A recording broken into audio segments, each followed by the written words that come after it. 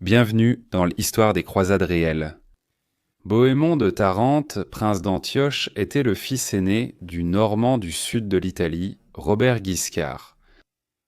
Il a commencé comme l'un des chefs les plus pauvres de la première croisade, éclipsé par des nobles prestigieux comme Hugues de Vermandois, Robert Courteheuse ou Étienne de Blois. Cependant, grâce à son génie militaire et à sa finesse politique, Bohémond est devenu la figure la plus importante de la première croisade jusqu'à la prise d'Antioche en 1098. Bohémond a été baptisé Marc, mais son père a commencé à l'appeler Bohémond, d'après un géant de conte de fées. Il s'est avéré que le nom de Bohémond convenait parfaitement au jeune Marc, car il est devenu un garçon très robuste en effet, dont la force physique est devenue célèbre. La Gesta Francorum, une chronique écrite par un chevalier de l'armée de Bohémond, décrit comment Bohémond a décidé de rejoindre la première croisade. Mais Bohémond, puissant au combat, qui participait au siège d'Amalfi sur la mer de Salerne, a entendu cela. Une multitude innombrable de chrétiens parmi les Francs étaient venus pour se rendre au sépulcre du Seigneur, et ils étaient prêts à combattre la horde païenne.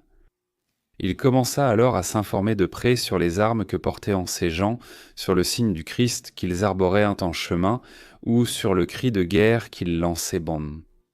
Les réponses suivantes lui furent ordonnées dans l'ordre. Ils portent pile des armes adaptées au combat. Sur leur épaule droite ou entre les deux épaules, ils portent donc la croix du Christ. Le cri Dieu le veut, Dieu le veut, Dieu le veut, il crie en vérité d'une seule voix. Ému aussitôt par le Saint-Esprit, il ordonna que le manteau le plus précieux qu'il avait avec lui soit découpé en morceaux, et aussitôt il fit de tout cela des croix. Aussitôt la plupart des chevaliers assiégeants se précipitèrent vers lui avec empressement. De retour dans sa propre terre, le seigneur Bohémond se prépara avec diligence à entreprendre sérieusement le voyage vers le Saint-Sépulcre.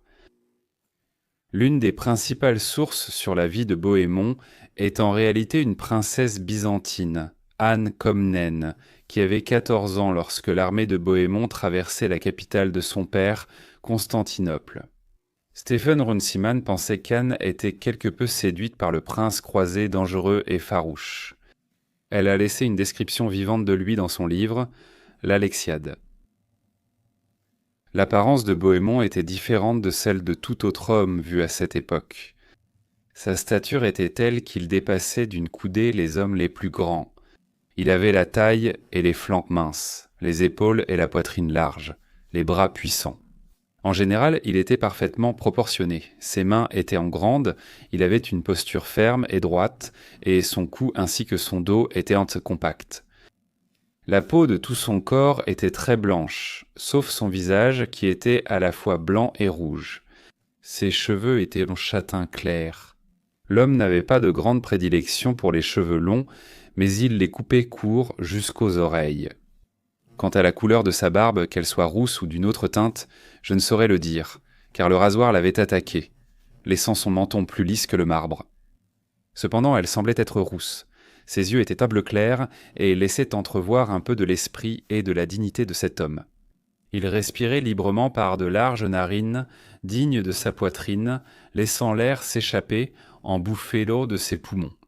Il y avait un certain charme chez lui, mais il était quelque peu terni par l'inquiétude. Sa personne dans son ensemble inspirait. Il y avait une dureté, une sauvagerie dans l'ensemble de son apparence, due, je suppose, à sa grande taille et à ses yeux. Même son rire ressemblait à une menace pour les autres. Telle était sa constitution mentale et physique que chez lui, le courage comme l'amour étaient en armée, tous deux prêts pour le combat. Son arrogance était manifeste partout.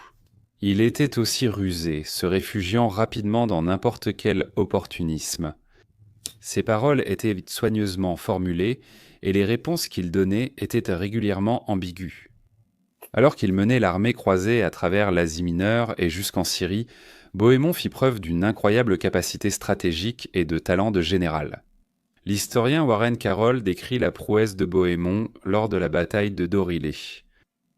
Le premier coup tomba sur Bohémond. Le géant normand était fait pour des moments comme celui-ci.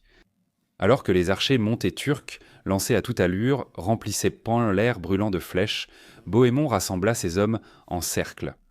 Il parcourait les lignes en armure, exhortant ses hommes à tenir ou à mourir. Ici, au cœur du pays des infidèles, il ne pouvait y avoir ni reddition ni retraite. La défaite signifiait la mort. Pendant ce temps, ses messagers chevauchèrent à toute allure vers l'autre colonne, la convoquant à son secours. Raymond de Toulouse l'amena immédiatement. La première croisade fit de Bohémond peut-être le chevalier le plus célèbre de sa génération. Grâce à la ruse de Bohémond, les croisés ont pu capturer Antioche par la ruse. Car Bohémond, qui parlait couramment le grec, a pu conclure un accord avec un garde arménien parlant grec sur les remparts de la ville. Grâce à ce triomphe, les croisés accordèrent Antioche à Bohémond, et la ville devint la capitale de sa principauté d'Antioche, qui fut gouvernée par les descendants de Bohémond, et ce durant les 2 siècles suivants. Aucun n'a égalé le talent et les capacités du légendaire guerrier de la première croisade, Bohémond,